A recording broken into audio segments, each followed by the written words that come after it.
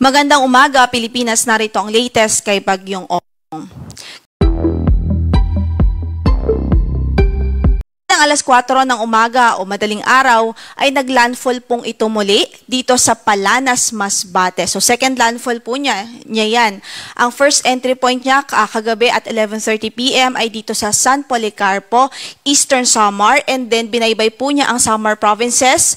Nag-exit po siya sa western portion ng Northern Samar at pagkalipas ng ilang oras kanina ng alas 4 ng umaga ay naglandfall pong ito muli sa Palanas, Masbate. So ngayon, traverse po niya ang Masbate province. Inaasahan po natin na mag-exit po ito o tatraverse nito ang Sibuyan Sea sa mga susunod na oras. At bahagyang humina po ito si Bagyong Opong. Ngayon ay severe tropical storm na lamang. Although significant pa rin ang kanyang lakas ng hangin, kailangan pa rin ho nating mag-ingat. Sa ngayon ay ang kanyang lakas ng hangin umaabot sa 110 kilometers per hour near the center at gustiness pong umaabot sa 150 kilometers per hour. Medyo may kabilisan ng kanyang paggalaw sa mga nakalipas na oras. So ang kanyang naging movement ay west-northwestward at 30 kilometers per hour. Sa latest track po na ipinalabas po natin, inaasahan nga po natin na sa mga oras na ito ay tinatraverse po niya ang Masbate province. Mag-exit po ito o itatraverse din po niya ang Sibuyan Sea at papunta po ito sa ilang bahagi ng Mimaropa region. So hindi natin inaalis ang tsansa ng another landfall po doon sa Mimaropa sa mga susunod na oras. Kaya patuloy po tayong mag-antabay. At kung mapapansindan natin yung kanyang diametro, medyo may kalawakan ho. So malaking bahagi ng Visayas, Southern Luzon at ilang bahagi ng Central Luzon ay patuloy na maaapektuhan ng bagyo o mararamdaman itong bagyo. Pero kung magpatuloy po ang kanyang westward movement o yung southward shift ng kanyang track, ay inaasahan po natin based on our analysis na dito po sa Metro Manila, Rizal at nearby provinces such as Bulacan, Pampanga, Tarlac ay hindi naggaanong mararamdaman yung pagbugso ng hangin po nitong si Opong dahil kumbaga medyo compact yung area kung saan ay malakas ang kanyang hangin. Kaugnay dyan, signal number 3 pa rin ang nakataas sa Sorsogon, Masbate kasama ang Tikhaw at Bures Islands, sa Albay, western at southern portions ng Camarines Sur, southern portion ng Quezon, Marinduque, Romblon, Oriental Mindoro, Occidental Mindoro kasama na ang Lubang Islands, Batangas, southern portion ng Laguna. And then signal number 3 pa rin sa Northern Samar, northern and central portions ng Eastern Samar, northern and central portions ng Samar, Biliran at northern portion ng Leyte. Signal number 2 naman ang nakataas pa rin ngayon. Dito po sa Catanduanes, rest of Camarines Sur, Camarines Norte, rest of Quezon, rest of Laguna, Rizal, Cavite, Calamian Islands, Metro Manila, Bulacan, Pampanga, Bataan, southern portions ng Zambales. Signal number 2 din sa eastern portion ng southern Leyte, northern and central portions of Leyte, northern portion of Cebu, kasama na dyan ng Camotes at Pantayan Islands, extreme northern portion of Negros Occidental, northern portion of Iloilo, Capiz, Aklan, northwestern portion of Antique, kasama na po ang Kaluya Islands. And then signal number 1 pa rin, medyo madami pa rin ang lugar kung saan ay nakataas ang signal number 1, such as dito sa central and southern portions ng Isabela, Quirino, Nueva Vizcaya, Ifugao, southwestern portion of Mountain Province, Benguet, southern portion of Ilocos Sur, La Union, Pangasinan, Aurora, Nueva Ecija, Tarlac, the rest of Zambales, Cuyo Islands, northern portion of mainland Palawan. Signal number 1 pa rin ho sa southern Leyte, rest of Leyte, the eastern and central portions of Bohol, the central portion of Cebu, northern portion of Negros Oriental, northern and central portions of Negros Occidental, at maging sa central portion ng Iloilo, central portion of Antique, Tinagat Islands, Surigao del Norte, kasama na ang Siargao Islands at Bukas Grande Islands.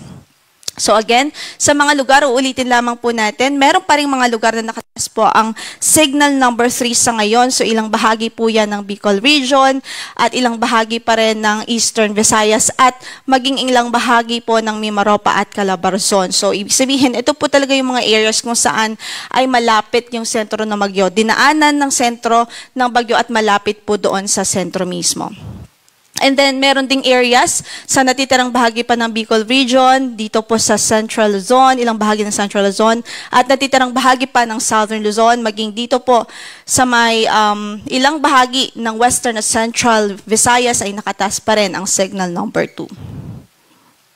So today, in effect pa rin ng ating weather advisory. So posible pa rin na maka-experience ng more than 200 millimeters of rainfall. Ang Northern Samar, Eastern Samar, Masbate, Sorsogon, Oriental Mindoro, Occidental Mindoro, maging dito po sa Romblon. So kung mapapansin po natin, concentrated po yung mga malalakas na pag-ulan dito lang po malapit sa sentro ng bagyo. And then 100 to 200 millimeters of rainfall pa rin ang pwede pong maranasan sa Quezon, Laguna, Batangas, Camarines Norte, Catanduanes, Camarines Sur, Albay, Leyte, Cebu, Bohol, Negros Occidental, Guimaras, Antique, Iloilo, Aklan, Capiz. Habang 50 to 100 millimeters of rainfall naman ang pwede pong ma-experience pa rin sa Aurora, Metro Manila, Bataan, Cavite, maging dito sa Palawan at Negros Oriental, Camiguin, Siquijor at Surigao del Norte. So, ibig sabihin sa mga kababayan po natin, patuloy pa rin natin pinag-iingat sa mga pagbaha na dulot nga po ng mga pag-ulan na dala nitong bagyong si Opong. Then tomorrow, may posibilidad pa rin na may mga pag-ulan pa rin, heavy to intense na pag-ulan dito sa Oriental Mindoro at Occidental Mindoro dahil pa rin ho yan sa bagyong si Opong, habang sa Cavite at Batangas ay 50 to 100 millimeters of rainfall naman.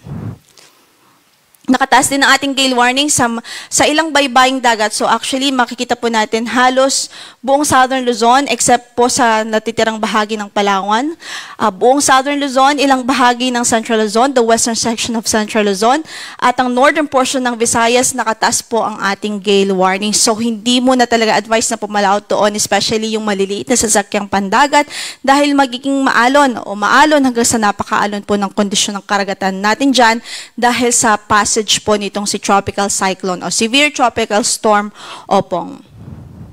And then for our storm surge warning, more than 3 meters pa rin ang pwede at posible pa rin ma-experience dito po sa Catanduanes, Eastern Coast of Albay, Camarines Sur, Sorsogon at Northern Samar. Habang 2.1 to 3 meters naman sa natitirang bahagi ng Albay, Batangas, Biliran, Camarines Norte, Camarines Sur, Catanduanes, Cebu, Eastern Samar, Leyte, Marinduque, Masbate, Northern Samar, Occidental Mindoro, Oriental Mindoro, Quezon, Romblon, Samar at Sorsogon. 1 to 2 meters naman ang posible dito po sa Aklan, Antique, Bataan, Batangas, Bulacan, Capiz, Cavite, Cebu, Iloilo, Leyte, Metro Manila, Negros Occidental, Palawan, Pampanga, Quezon, Zambales. So sa mga nabanggit nating lugar, highly discouraged pa rin po ang mga maritime activities dahil lalo na lumayo po muna tayo sa mga coastal areas dahil sa presence nga po nitong si Bagyong Opong, hindi po safe at napakadelikado po. Next, we have po yung mga lugar kung saan posible pa rin ng mga paminsan-minsang pagbugso ng hangin dahil sa southwest monsoon o habagat na na-enhance po nitong si Bagyong Opong. So today, possible yung gusty winds sa Ilocos Region, Cordillera Administrative Region, Cagayan Valley, Palawan, Visayas, Zamboanga del Norte, Misamis Occidental, Misamis Oriental, Camiguin, Caraga at Davao Region, habang bukas naman ay sa Luzon at sa Western Visayas.